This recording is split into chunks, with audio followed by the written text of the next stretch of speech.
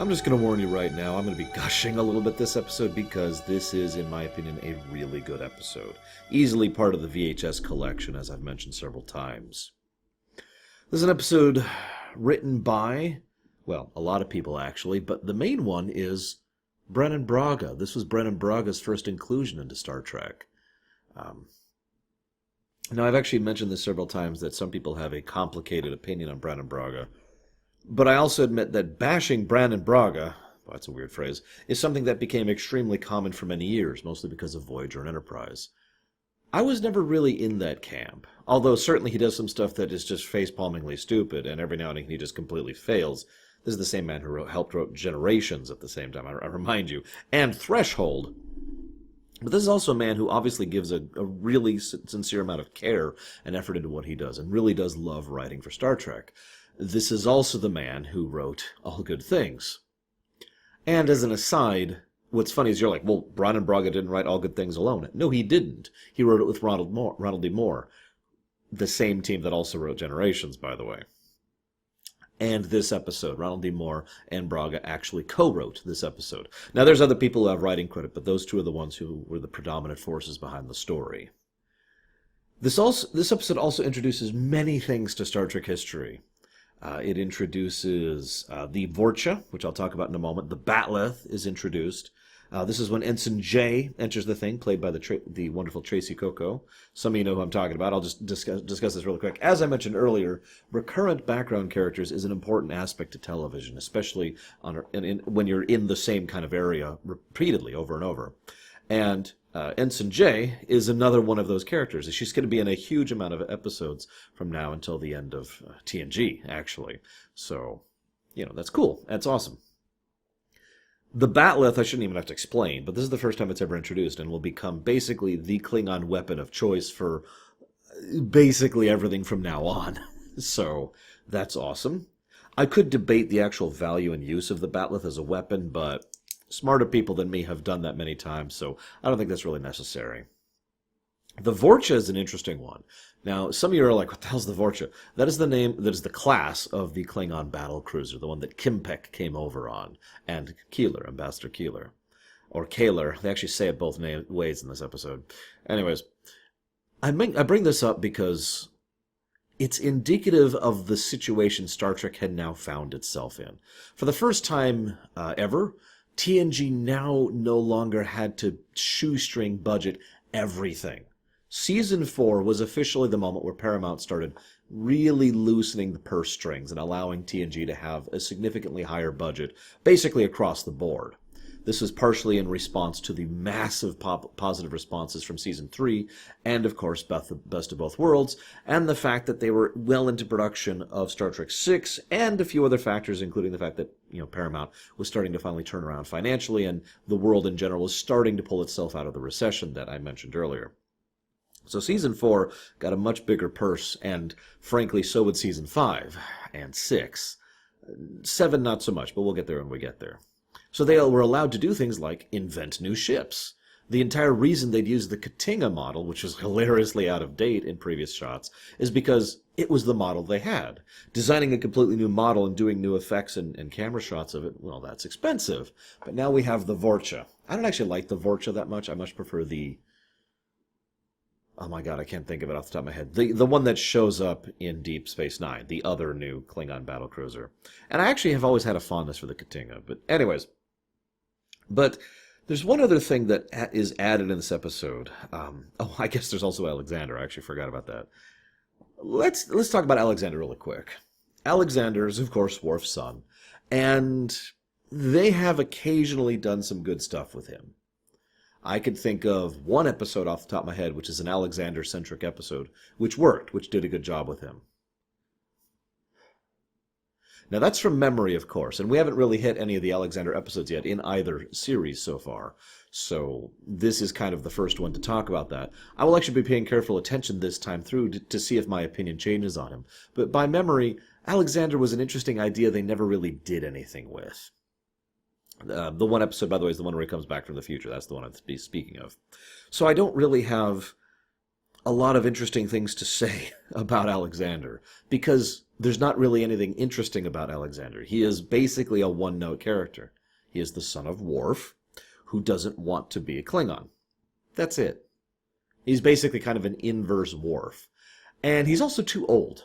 Even in character, they say that he was, they give his age as basically being like 3 here. Although even that's actually inaccurate. And he's walking around and fully vocally communicative, and he should be basically a baby at this point. Now I know what you're saying. Well, Klingons age differently, which is entirely possible. Although it's worth noting that his own aging throughout the show is mostly because of the fact that he's actually played by 3 separate actors. Technically 4, but, not counting the time travel, he's played by 3 separate actors over the course of the show, and I think that's the real problem there. I don't have much else to say about him, unfortunately. One other character is added in this. There's an actor named Robert O'Reilly. He's something of a fan favorite, and usually when I bring him up, the reaction's always the same. Yeah! He plays Gowron. Some years ago, I was discussing Star Trek with a friend of mine, just chatting about it, because like you do, and I came to the sudden and strange realization that Gowron was a regular recurrent guest star character in Star Trek for literally years. That Robert O'Reilly continued to come back as Gowron for a huge period of time. I decided for the sake of this rumination to look it up. Counting release date, and not counting any of the side stuff that came out, because he would play Gowron in a few other things. Of course, like the Klingon game. That was awesome. I recommend you look it up. But from November 5th of 1990 to May 12th of 1999, is when Gowron existed in Star Trek continuity. 8 years, if my math is correct, 8 years, 6 months, 7 days. It's a huge period of time, and it's funny in its own right because it helps to explain one of the reasons why Gowron has so much investment from fans. Because this isn't some minor guest star. He is the leader of the Klingon Empire in basically all of his appearances, technically including this one, as he becomes the High Chancellor in this one.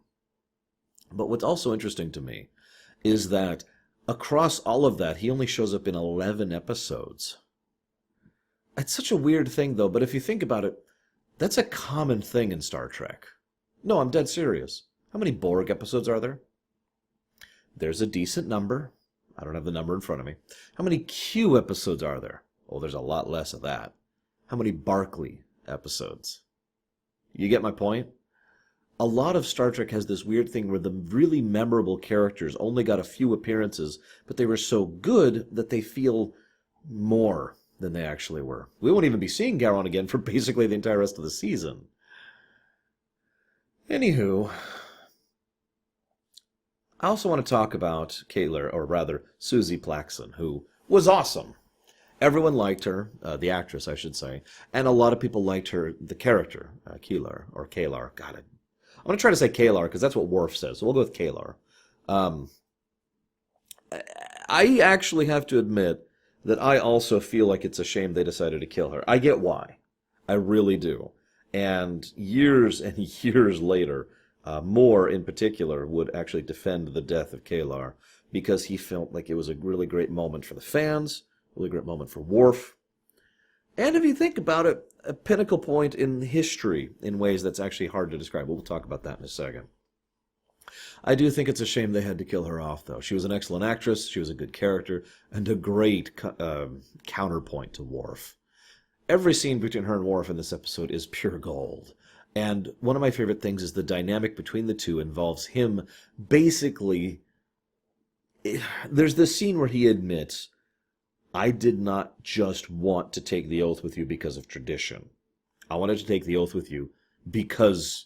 Well, he doesn't say this, of course, but because he loves her. Because he really believes that she is his mate, and everything that implies within Klingon culture, as Worf perceives it. Remember, Worf effect, or the outsider effect, or whatever we're actually going to... We come up with a term with it. One of you guys came up with a term for it, and I can't actually remember it right now. But anyways, so, it's late. I've been working all day. What do you want from me? So... Worf clearly has a legitimate bond with her, and it shows. And that is, of course, why he refuses to take the formal legal connection to her, because then she would be legally discommendated, just as he is. Now, she admits she doesn't care about that, and he could see that. But he doesn't want that to happen to Alexander. Someday he may want to live on Kronos. He will not get that choice if I take you as my mate, if we complete the bonds together. That is very Worf. He obviously cares about and indeed understands external honor, but at the same time, he's all about the internal honor. To him, it is more important that his son be taken care of than he gets to be with the woman he loves. There's just something very powerful about that I love. But anyways, so getting back to the actual episode, there's several bits where Worf refuses to speak to her or to his son. And it's funny, she's even like, do you have any questions? I have, there's only one question. Well, do you have to ask it? Yes, you do have to ask it. You could just tell that Worf's like twisting himself up over this whole thing. There's a bit where Kalar is giving a briefing to the others, and she says a line I actually wrote down. I won't bore you with the intricacies of Klingon politics. And I remember my knee-jerk reaction to that was, no, please bore me with the intricacies of Klingon politics. I would love to hear more about it. If it's not obvious, I love this episode. It's got Gowron, it's got Klingon politics, it's got a lot of continuity going back and forward. This is a direct continuation of the episode The Emissary, and these events will matter in the future. Oh, it also directly follows the events of, oh God, I don't remember the name of the episode, like Sins of the Father or something like that. It's the one where they introduced Kurn to the series. So it has continuity backwards, continuity forwards. These events will continue to matter for a really long time. We're talking literal years here. It's got Worf, it's got Kalar, it's got Gowron, it's got Klingon politics, it's got Klingons in general, and I do always find well-written Klingons to be fascinating. It's got some great performances from everyone. It's directed by Jonathan Frakes. It's written by Brandon Braga and Ronald D. Moore. There's a reason I love this episode. Picard officially moves into the political circles of the Klingons. Now, I've kind of been pointing out how throughout the whole show, inch by inch, Picard has just been getting closer and closer to the Klingons, directly, personally, and politically. This is pretty much the official moment where he is now part of the Klingon political infrastructure, whether he wants to be or not.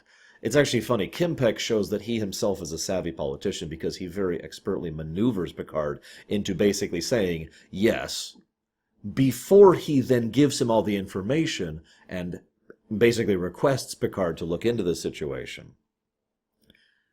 In other words, he ensures victory and then offers the possibility of victory. It's an interesting way he approaches it, and it says a lot about how Kim Peck was. So, note the significance, by the way, and this is very, very interesting for Klingon culture. If Duras wanted to claim the position of chancellorship, all he had to do was walk up to Kim Peck, challenge him, formally, of course, in view of witnesses, pull out a sword and attack him, and probably kill him. Boom, he's chancellor. It's interesting that Duras doesn't do that. I kind of wonder if Duras is either a coward or just doesn't think he's that good of a fighter. You know what I mean? In fact, I'm pretty sure the only reason he accepted Worf's challenge at the end is because he would probably lose the loyalty of every Klingon in the room if he didn't. External honor, right? So, excuse me, with the possibility of failure, why not just arrange things properly elsewise? So, he poisons Kim Peck, and he arranged for the death of Gowron. Now, neither of these things go his way, but you can kind of see why he would prefer this route. And why he really doesn't belong in Klingon politics. See, we actually get some very interesting characterization for Duras in this episode. I think the best way to summarize it is that Duras is what I like to call a bad politician. Now, I've talked about this many times before, but I don't think I've discussed this in my Star Trek stuff. So in the off chance you haven't watched my other Ruminations or streams, I'm going to discuss this very briefly. When I say the difference between a good politician and a bad politician, I don't mean like morality. I don't mean like, in terms of whether or not you are a politician trying to help the world or a politician trying to get greedy and fat. What I mean is, a good politician is someone who knows how to politically outmaneuver their opponents. A bad politician is someone who makes blatant, obvious power grabs that only work if they have someone backing them. Excellent example, Final Fantasy XII. Vayne versus the Senate. Good politician versus bad politicians. They make obvious, overt moves. Vayne completely outmaneuvers all of them. Make sense? So, Duras, bad politician. Gowron, good politician. And we get that even in this episode. Duras makes no attempt to try and sway things in his way other than the 2 assassination attempts I've already mentioned. He doesn't try to play ball. He doesn't accept the circumstances. He isn't dynamic. He doesn't have the ability to adjust his strategy. And he relies on the backing of Romulans who are backing him, it's pretty much official as of this episode, in order to accomplish anything. Now, you might be like, oh, you're just insulting Duras. No, I'm pointing out that Duras probably rose to power as a direct reaction of the Romulan influence. We learn throughout the course of Star Trek that the Romulan Star Empire, and especially the Tal Shiar, do a whole lot of working behind the scenes in order to maneuver pieces into a position that's more advantageous for the Romulan Star Empire, right? Now, they don't always win. Sometimes they're outplayed. Dominion, excuse me. But they're always trying to move in those directions. Given Duras's lack of combat prowess, remember, even in the last episode, I really can't think of it, Sins of the Father, whatever it is, he refused to fight people one-on-one, even when it would have actually been advantageous for him as a Klingon to do so. He refused to dirty his hands. This is someone who, by all accounts, should not be in power. No, I don't mean like morally. I mean, it doesn't make sense that he has the political influence that he does in the Klingon Empire unless an invisible hand has been maneuvering pieces for him, specifically pushing him into a position of power over the last several years in order to try and do this. Take out Kimpek, take out the opposition, and now have a puppet. See, that's the value of a bad politician. I know that sounds like a weird thing to say. But the value of a bad politician is a good puppet. He is a copy-paste. He is a textbook example of the perfect puppet king. And tell me the Romulan Star Empire would not want a puppet king on the throne of the Klingon Empire. Right? That's what I mean by this. Some people would look at me and say, oh, you're thinking too much about this. First of all, this is written by Brennan Braga and Ronald D. Moore. So no, I'm not. Second of all, I like to say that the only thing that defines cost is value. Now, I know that sounds like a strange statement, but what I mean by that is, I'm sure at least some of you out there are thinking, well, that's way too much for the Romulans to do for this. The only thing that determines cost is value. In other words, if something is sufficiently valuable to an individual or to an organization, then the amount of cost they're willing to accept to take this value increases concordantly. Makes sense? Having a puppet king on the throne of the Klingon Empire is incredibly valuable to the Romulans. And for so many different reasons, I don't even feel the need to go into it. This episode is a crux episode, politically speaking, for the entirety of the Alpha and Beta quadrants. Because let's be blunt, there are 3 dominant powers in these areas. I mean, there's other decent powers like the Cardassians and the... I can't even think of their names. They're not even shown in the show. They're in STO. But it is really about the Feds, the Romulans, and the Klingons. Those are the 3 big ones. Those are the superpowers. The Romulans have kind of been off in their own little bubble, but they've also had issues because the Federation and the Klingons are allied. Any maneuvering that the Romulans make will be countered by a force they cannot win against. The Romulans, for all their flaws, are not stupid, at least not in the political arena. So, trying to crack a wedge in between the Klingons and the Federation is the kind of thing that would be invaluable to the Romulans. Even if they don't gain the Klingon Empire as a puppet state, which would obviously be the ideal goal, they at least push them away from the Feds, which allows them to start moving militarily, politically, economically, industrially, diplomatically. Make sense? As an aside, I know that the Romulans far more overtly move in this exact direction during Redemption later on in the season, or show. Is that season 4? I don't actually remember when that is, but whatever that is, just to prove my point. And there's a pet theory I've heard a couple of times. Even Sci-Fi Debris mentioned this theory, but I first heard it from a friend of mine. I didn't come up with it. The idea is that the Romulans really wanted to politically maneuver the Federation into a point of weakness, and were foiled multiple times by the Enterprise in specific, which made them focus on that, and then the Enterprise's connection with the Klingons.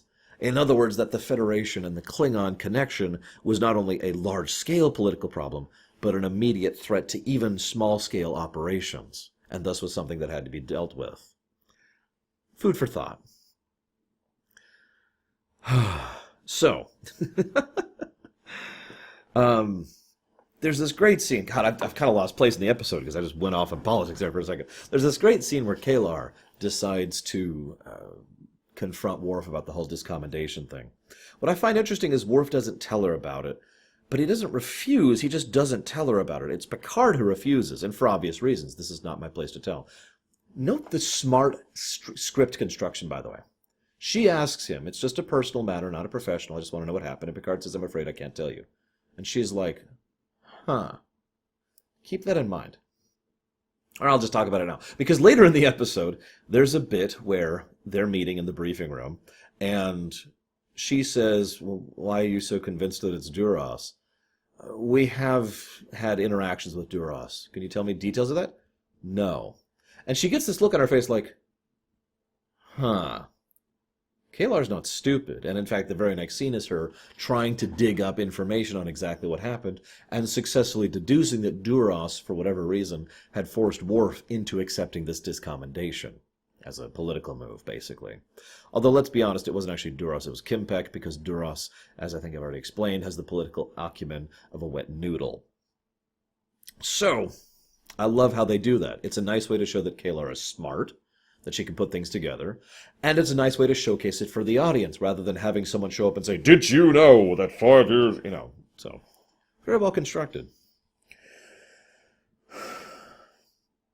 There's this nice bit where Worf insists that Duras is the Romulan patsy, right? He doesn't say it that way, but, that he is the one who poisoned Kimpek. And Picard says, no, I understand that in Klingon law, he is the son of a traitor, and therefore is considered a traitor himself. However, as far as I'm concerned, Duras' only crime was putting that crime on your family. And then Picard's tone drops for a bit, and he says, I will not forget that. And then he gets right back to business. I like that because this and several other scenes show how Picard really does, for lack of a better way to put this, understand the Klingon mindset, or at the very least Worf mindset, better than most people do. And, of course, Picard is functionally Worf's brother in arms in all of this, so he has a bit of a personal stake as well into all of this. He even says at the end of the episode, maybe now is the time.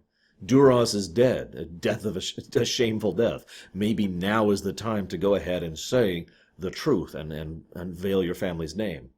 Remember, Picard has no stake in that, except for his own personal stake, because Picard cares. He cares personally because this is, as far as he's concerned, a family matter, and Picard is a part of that family. Anywho, so at 18 minutes and 11 seconds, Gowron shows up for the first time. He acts a little bit out of character, compared to how we'll see him in later episodes. You could tell that they hadn't quite gotten a handle on how he should portray himself yet. But what's most interesting is Gowron is kind of the opposite of Duras. He's not exactly loyal or honorable or decent, and he's a terrible tactician, as we learn later. But he's a good politician. He plays ball.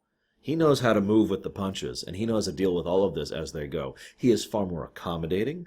He is far more willing to play the game. In fact, one of my favorite parts is he approaches Kalar in private to try and bribe her, openly and overtly. I could give you position and power. What is it you want in exchange for slanting this towards me? She says no, and the way she says no makes Gowron smile. Because Klingons, as I've said so many times, and will bring up even again in the future, are all about how you react to them. In other words, he actually gained respect for her in that action. I think his offer was genuine, don't mistake me.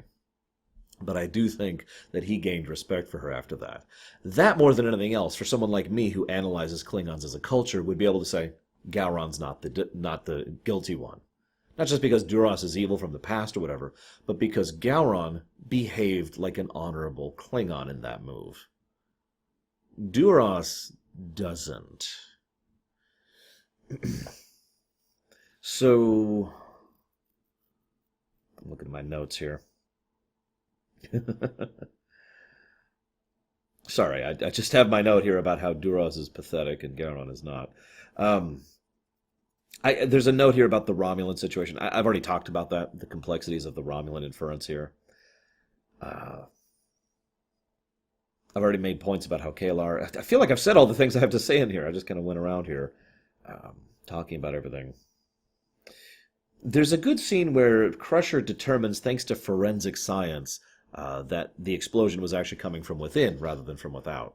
It's a very minor point. I just wanted to point that out because it's pretty much the definitive moment at which they learn that Duras was the one who, is the bad guy. Or I should say they prove it. We kind of suspected that already. Then Worf shows up and sees Kalar murdered. Now, what's most interesting about that scene to me is that Worf is very Worf. The very first thing he does is he calls for medical emergency. Bam! No hesitation. And he says the exact room, the deck, the section, here, come here, now, go.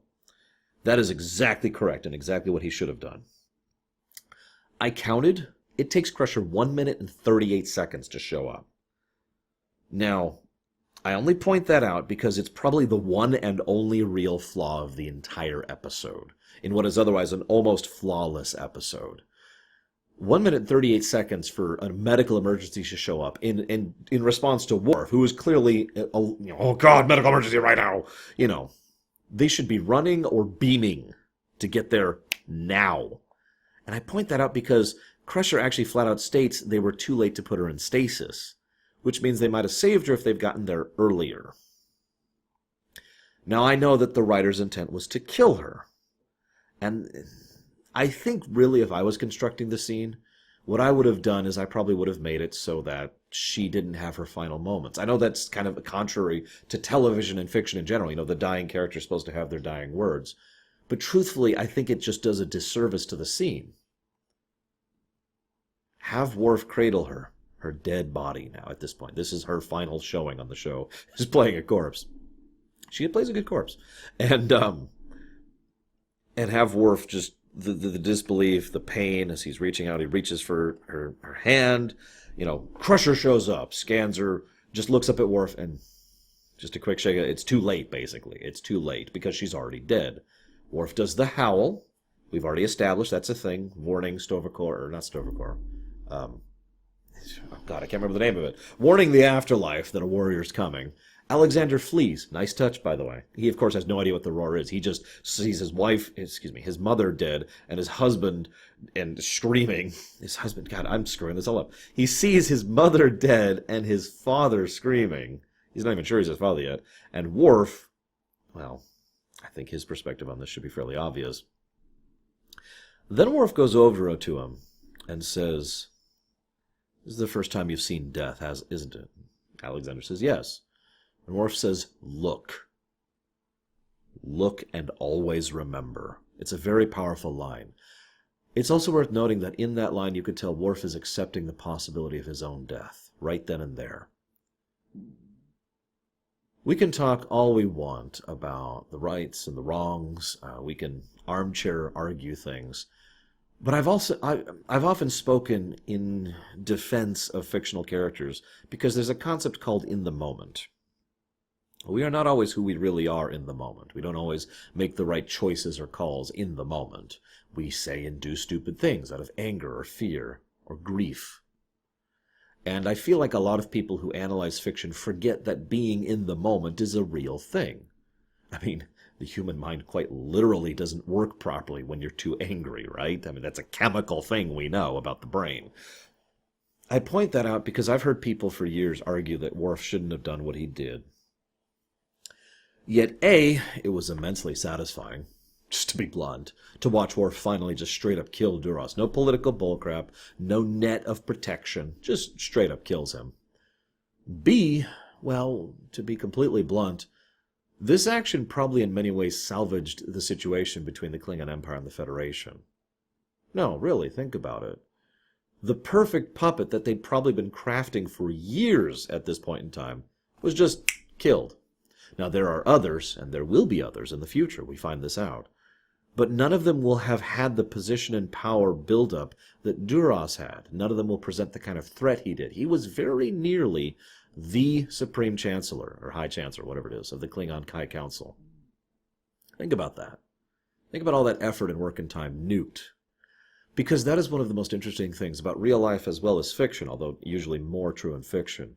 It's something I've said many, many times. Political power must always bow to personal power.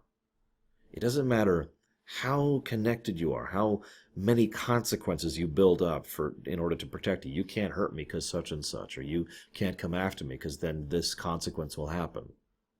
All you need is someone who is sufficiently motivated through anger, or through personal drive, or through moral conviction, or through insanity, or through sheer violence, or whatever. Someone who is sufficiently motivated to not care about consequence, to then walk up to you and shoot you. Or stab you with a bat'leth in this case. Worf's personal power completely destroyed Duras's political power, and the Duras Empire functionally fell apart as a consequence of these actions. And all that Romulan investment just kind of... Well, it didn't completely go away, as I've mentioned earlier, and we will see in the future, but it certainly took a big blow from this. There's also a third reason I like this. It's because of the fact that this feels very Worf. I saw some people, back when this episode was still coming out, mostly in like interviews or just chatting around with friends, God, I can't remember, email groups, right? I was in several Star Trek email groups back in the day, about how Worf was wrong for what he did. You shouldn't kill someone in cold blood. I find that strange because ultimately I actually completely disagree with that. Duras murdered Kalar, and did so just to cover up something that wasn't even relevant. He did so just to hide the discommendation thing, which she didn't even care about politically. He killed out of cowardice and expedience.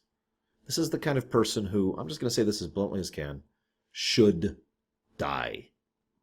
And so Worf did so. Now, what I find most interesting is that Worf functionally faces no consequence for this. The Klingons view this as an open and shut case, and they just move on. I'm sure Gowron was at least partially involved in that. And, well, as we will find out, there is consequence to this. This will come back in the future. Even into the DS9 era, this will continue to ripple and reverberate, I think is reverberate. Anyways, but there's a scene where Picard just dresses down Worf. What I like most about that scene is there's a bit where Picard flat out says, "Do you wish to resign?" Worf hesitates. That's the interesting one to me, that Worf considers it, that he considers that this was sufficiently important to him, sufficiently powerful, that he might actually resign from Starfleet. He, of course, says no, because we got to maintain the status quo, and there's now a permanent mark on his record, which... honestly, and I know this is just something to mention on the side, might be part of why it took him so long to get to the rank of commander. You can't tell me Worf wouldn't be a good commander, because he is a good commander. We see this on Deep Space Nine. So the idea of this damaging his career so much that he is basically passed up for promotion over and over and over again, up until generations, I guess, actually, kind of makes a degree of sense, doesn't it? Food for thought. I don't have much else to say about this episode. This is a really, really, really good episode. A lot of firsts, a lot of changing the political landscape, a lot of continuity, a lot of great acting, a lot of great writing. Absolutely love it. Thank you all for joining me and gushing about this episode. I'll see you next time.